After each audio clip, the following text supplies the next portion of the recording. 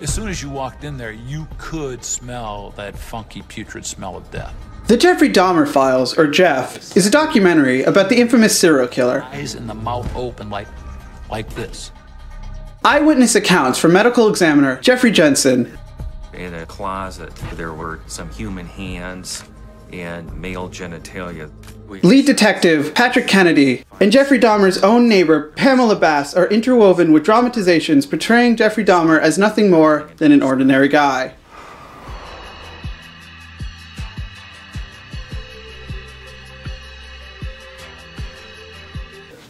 The first thing that came to mind when I heard about this movie was the 2002 David Jacobson Jeffrey Dahmer biopic that starred Jeremy Renner, which, you know, put Jeremy Renner on the map. That he got the movie SWAT after that, and that's what made Jeremy Renner. And I've been following Jeremy Renner ever since. Haven't really followed David Jacobson. He hasn't really done much since that movie.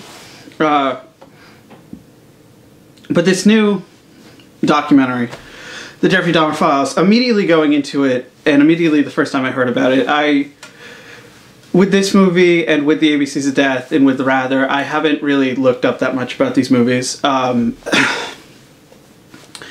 with this movie, when I started hearing about it, when I started to see the title in headlines here and there on Bloody Disgusting and stuff, you know, all I could think was, well, what about the 2002 version? What about Jeremy Renner's Dahmer?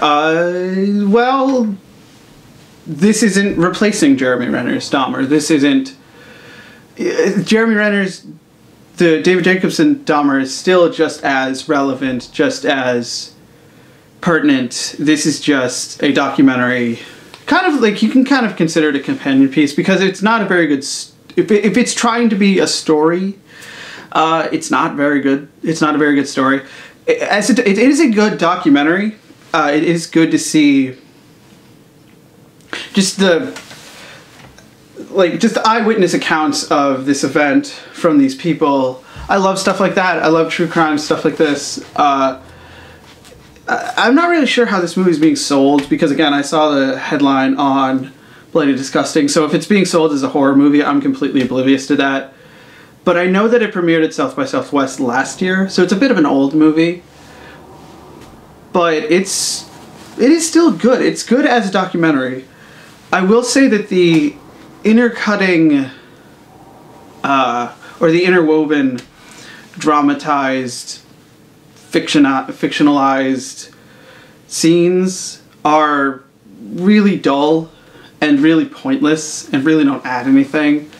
And again, I didn't really know anything about this movie going into it, so at first I was kind of off-put by the movie, because I didn't know that... I thought it was a fake documentary all around. I thought like the actual fictional scenes were fake.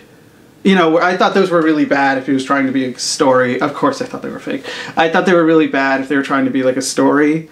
And I also thought they were really... It was a really stupid idea to also have this like fall documentary thing happening around it, because I didn't know it was a real documentary at first.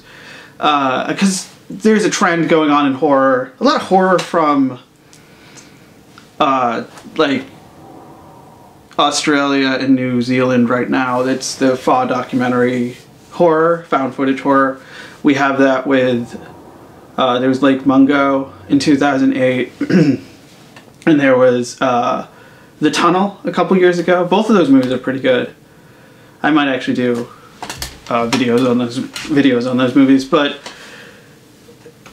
this movie, again, like when I started it, I thought it was a fake documentary, and I got about 20 minutes into it where I started to get, because there's no like titles under any of the characters, any of the people talking, any of the talking heads, and it kind of has a feel of, you know, an Errol Morris documentary crossed with what you would see the camera movement being in one of those fake documentaries. Because the camera movement in every found footage or FAW documentary is always way wrong. It's always like the complete opposite as an actual like cinematographer or camera operator should actually be doing with the camera.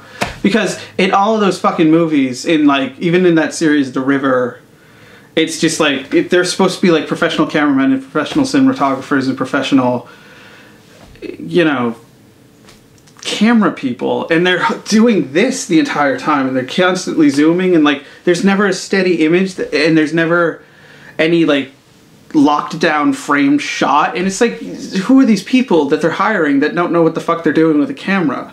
I mean, I wouldn't film this video like that. That's ridiculous. I could get a friend to do that with a camera, but you would be like, why is he doing that? You know?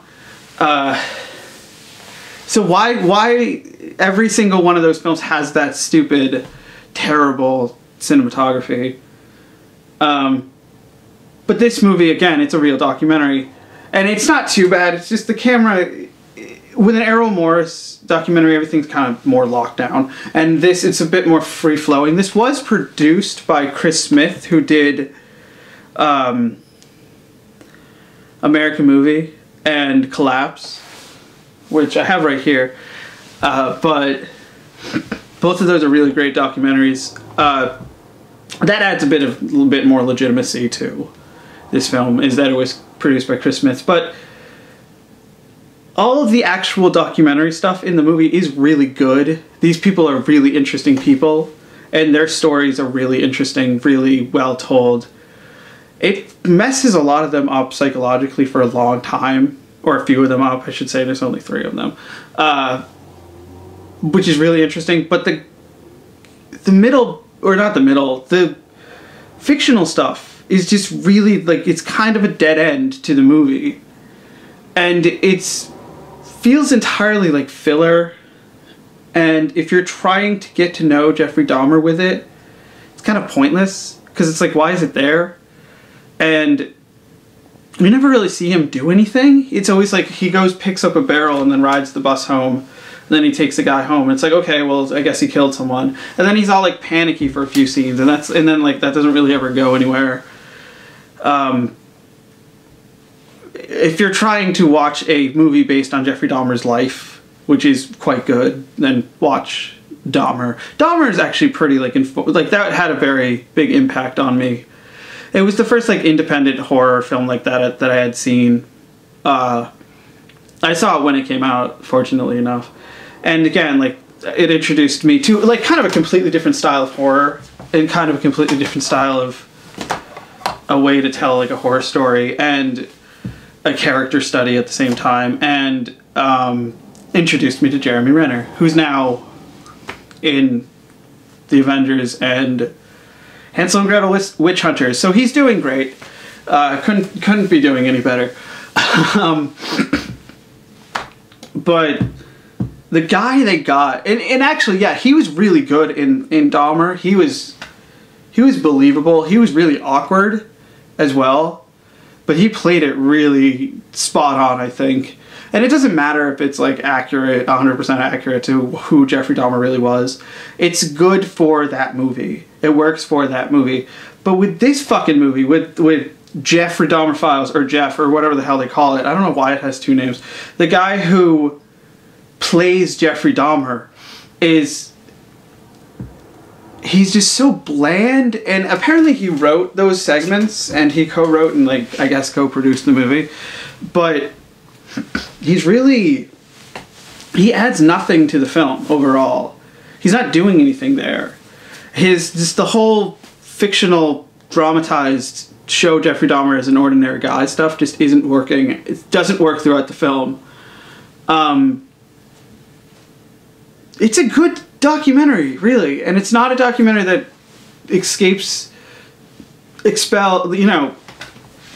levitates or elevates above being a documentary. It doesn't break through the trappings of being a documentary. Not that that's a bad thing, you know. A lot of documentaries don't really do that. You know, but if you take out all of the fictional stuff, it's a very short film as it is. It's only like 70 minutes. So if you take out the fictional stuff, it's only like probably like a 50-minute good, like, true crime documentary that you would see on maybe like HBO used to do true crime documentaries at some point, I think in the 90s. So like it feels like something that you would see there if you take out all the fictional stuff. I would recommend it. Not a very like strong recommend. It's not a great film. It's good. It's a good documentary, and it's decent overall. There's a few parts, you know, parts of it are tolerable, and it has a pretty good soundtrack, and it has good cinematography actually with the interview segments, and a good mixture of archival footage throughout. It is a well-made documentary, and I keep saying that, but that's basically what it is. Just take out all the fictional stuff, and you got a good movie. So, if you can sit for 70 minutes to watch something that is pretty decent, then I would say watch it, but, you know, don't rush to see it. It's okay. It is good, but it's mostly just okay. So, hey, Jeffrey Dahmer Files. He ate people.